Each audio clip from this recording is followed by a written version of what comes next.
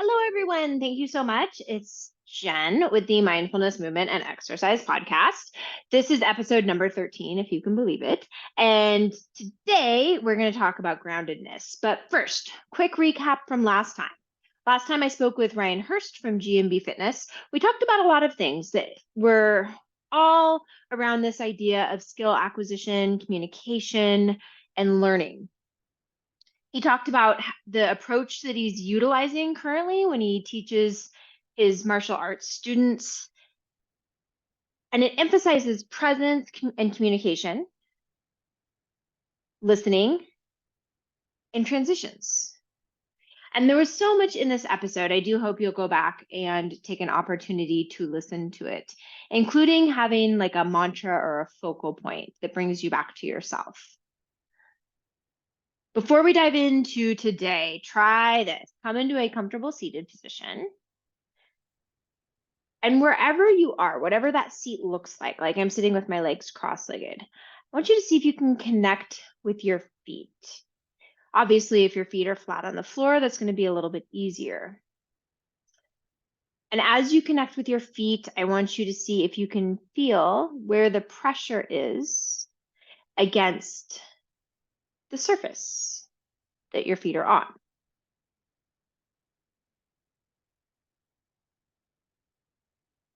What happens if you shift the pressure from one part of your foot to the other?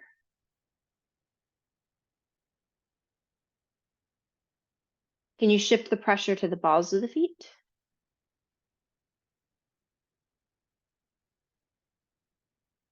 Can you shift the pressure to the inside of the feet or the outside of the feet?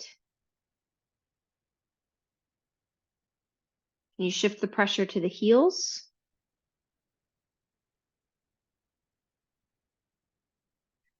Can you shift the pressure to the heel on one foot and the ball of the foot on the other?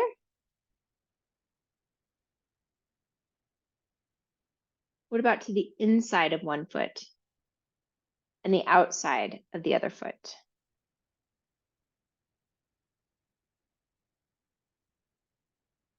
After you've taken a moment to explore these different pressure changes in your feet, pause and reconnect with the sense of your feet against whatever surface they're on. Is your awareness of your feet more or less clear?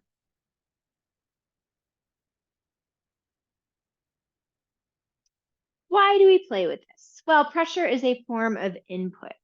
Input's a variable that we can change. Input affects everything from how you move to how you feel.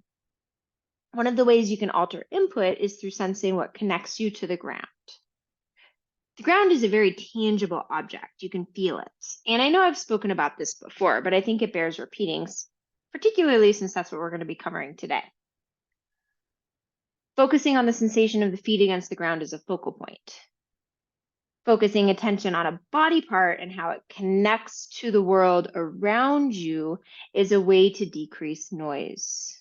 Noise, of course, which I've said over and over again, is unwanted distraction. This is, in essence, then, this idea of simply focusing on the feet and altering the pressure, a mindfulness practice. I've already mentioned this, but today's episode is on groundedness. I recently finished a book on this topic, and the author defines groundedness as unwavering internal strength and self-confidence that sustains you through ups and downs. It is a deep reservoir of integrity and fortitude, of wholeness, all of which create lasting performance, well-being, and fulfillment. Merriam-Webster defines groundedness as mentally and emotionally stable, one with admirable sense, one who's realistic, and one who is unpretentious. So there are some similarities within those two definitions already. We could think of one way to think of groundedness is it's a connection to yourself that allows you to be authentic, that allows you to be whole, that allows you to have sustained well-being. When we look at groundedness in other disciplines, such as some of the mind-body disciplines like Tai Chi, grounding is the moment when the feet sink or root into the earth, like tree roots growing deeply into the ground. To be grounded in yoga is to feel solid, strong, and well balanced in the body and mind. Yoga poses that are grounding are ones that connect you to the earth. If you think back to when I spoke with Carrie O'Worko, she talked about the rhythmic movement of running and how that did something for her. So when we think about these definitions, when we think about this idea, or when I think about this idea, that grounding is an unwavering internal strength and self confidence that sustains you through up and downs. Grounding is being mentally and emotionally stable. Grounding is this connection to the earth. Based on these definitions, couldn't it be argued that what Carrie was saying about running would make running a grounding exercise? What about dance or low flow acrobatics or anything that creates an internal and external connection between your body and something else? Couldn't all of those things be grounding? I ask this because when I take this back to this chapter in this particular book, and the book was The Practice of Groundedness by author Brad Stulberg,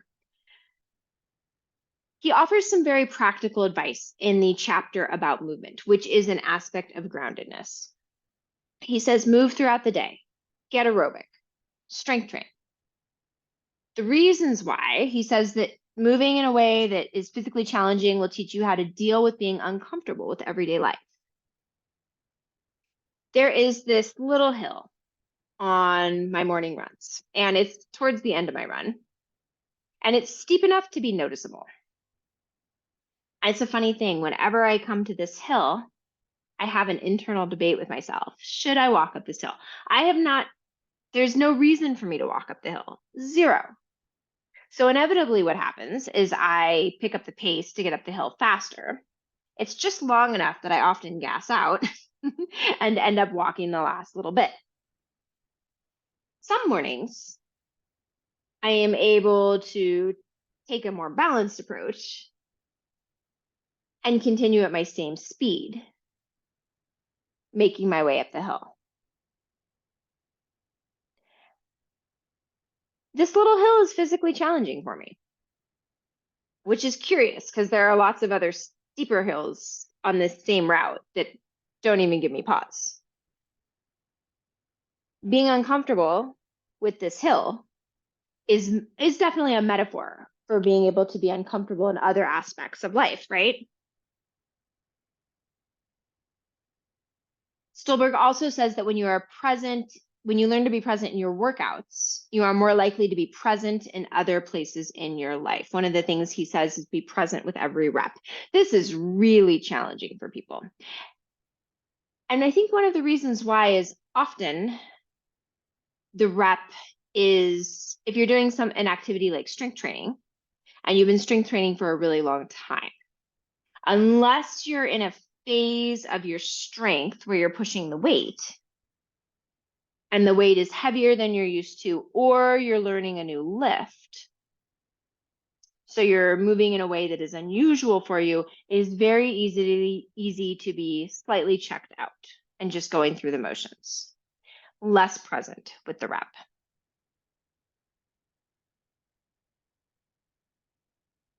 He also says that improvement during a movement practice requires patience. This patience will seep into other aspects of what you're doing. And the reason why is because when you begin a movement program, or even if you've been doing a movement program for a long time, actually more so if you've been doing a movement program for a long time, the improvements take a while to come. They're incremental, they're barely noticeable. When you just start a movement practice, the results come fast. And that's because you're learning. You're learning how to do something new with your body. And this learning phase leads to improvements that seem to come in leaps and bounds versus this more maintenance phase or this very slow build phase where improvements just kind of creep along. He also says you'll try things and fail. Your movement practice teaches you vulnerability as you learn to be okay with this failure. I thought this advice was all really good, but it also comes from this more traditional approach to movement, which is we have this thing, which is aerobic exercise, which is rhythmic coordinated motion. And we have this other thing, which is resistance training, which is move the weight up and down. And then we have just general getting up and walking around throughout the day. So he's created these nice little buckets for movement, which I totally understand. A lot of times that's an easier way to approach something like movement. But if we're looking at movement as a path to groundedness that is less segmented, less of these buckets, would that change a person's relationship with movement? I know you've heard me say this before, but why do I care about this so much?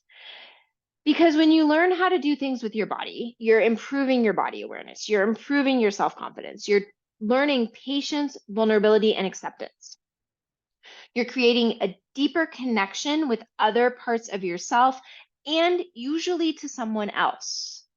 Because often the path to learning at some point requires a coach or a teacher or someone to give you just a touch of guidance. Because very often when we are self-taught, we get a little bit stuck. And learning literally changes your brain. All of these are so powerful. What are some examples? You could take these more traditional exercise ideas, like the aerobic exercise idea. You could learn how to do something like run a marathon. Yes, there is learning involved in this. Anytime you are going to take on an endurance event that is that large, you're going to have to learn how to structure your training. You're going to learn how much you can tolerate each week. You're going to learn how to stress your body enough that changes occur, but not stress your body too much that you gas out. So there's learning involved in something like that. And I said running a marathon. I've actually never run a marathon, and I've been running for 27 years, but I've done lots of half marathons and I've done lots of triathlons. The principle is all the same. You could learn how to lift weights a different way. If you always do the same lifts, which can be beneficial, you don't have to think about it. But if lifting is something you enjoy, then learn how to approach it slightly differently every 4 to 8 months. Learn something new about it to keep it interesting. You could learn how to dance.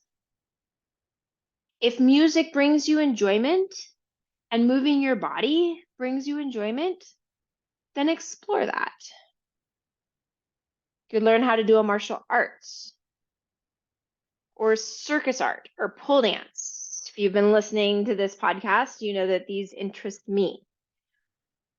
I've had a ton of fun learning how to pole dance and do aerial silks. You could learn how to play a sport. You could learn how to handstand. Something else I love. You could learn how to do an obstacle course. You could learn how to do Tai Chi. There are all these different things you could learn how to do with your body. And why is this different than working out? For a number of reasons.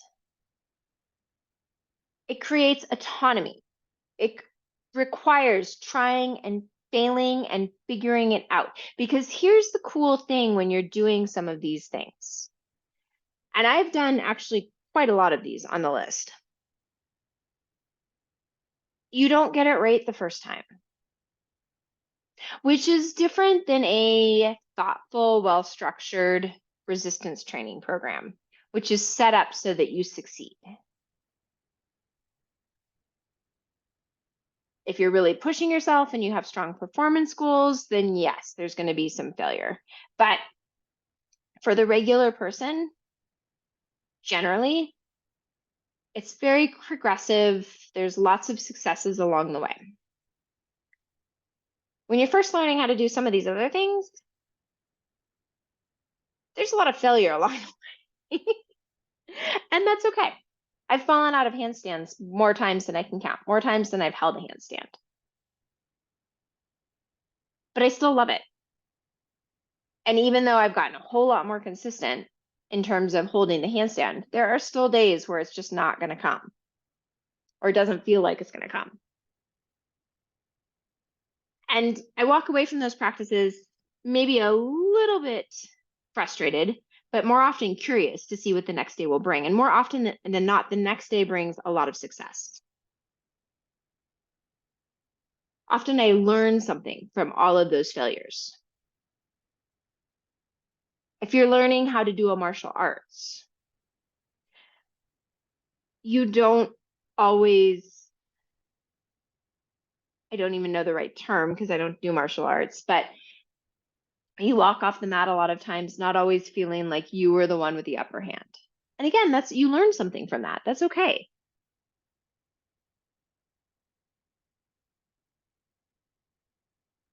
You have exploration and curiosity when you start learning how to do something with your body. This is interesting. And again, when you've got these failures happening, you start to figure out, well, what if I try this a little bit differently? Or you watch someone who's really good and you go, oh, they're doing it that way. What happens if I try to mimic that? They're doing that thing with their hand. What if I try to do that thing with their hand, with my hand? You become proficient at something. If you enjoy the act of working out, then fantastic. You can totally become proficient at working out. That's great. If that doesn't excite you, then becoming proficient at one of these other ideas, becoming proficient at running, because there is a technique involved and a proficiency involved. Becoming proficient at rolling down the aerial silks, doing some of the drops, becoming proficient at doing a Kong vault in parkour. There's lots of, it creates something very rewarding internally, inside. When you achieve something that you didn't actually think was possible. Sometimes I look at videos of myself doing some of the pull and silk stuff and I think, I can't believe that's me. I never would have thought that I would be able to do that.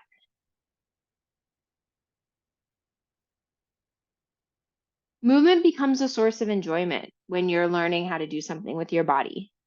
This creates a different relationship with your body. You're no longer at war with it. When you're viewing it as this amazing thing that can do these incredible feats. At the same token, there are some similarities. How is it the same to learn how to do a movement skill versus traditionally working out? It improves strength, it improves stamina, it improves body awareness.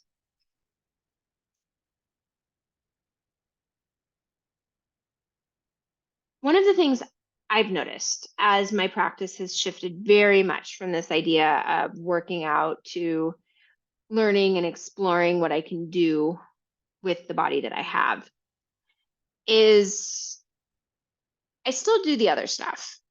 Running serves a very different purpose for me. Running clears my head. So running is something that is a mindfulness practice of sorts. But my strength work is no longer my movement hobby. My strength work simply supplements the other things that I'm doing. It takes a lot less time. It's concise. I don't dread it at all. I enjoy it. It becomes an opportunity for me to check in. It becomes an opportunity for me to say, oh, this is getting a little bit stronger. Oh, this is not getting a little bit stronger. This is interesting. Is this based on the things that I'm doing? It becomes a way for me to explore what happens if I move the weight this way. Can I bring that into my practice? Does that help me at all? So these things don't have to be separate. What I am suggesting is that if groundedness is the goal, maybe we should look at it from a larger perspective, not just one with these buckets of do your movement practice looks like this. Thank you so much for your time. I hope you enjoyed that. If you have any feedback at all, of course, just let me know. And we have 2 more episodes for this season. We will conclude the season with a special guest. So join me next week. We will be talking about the history of a different movement modality. Thank you so much.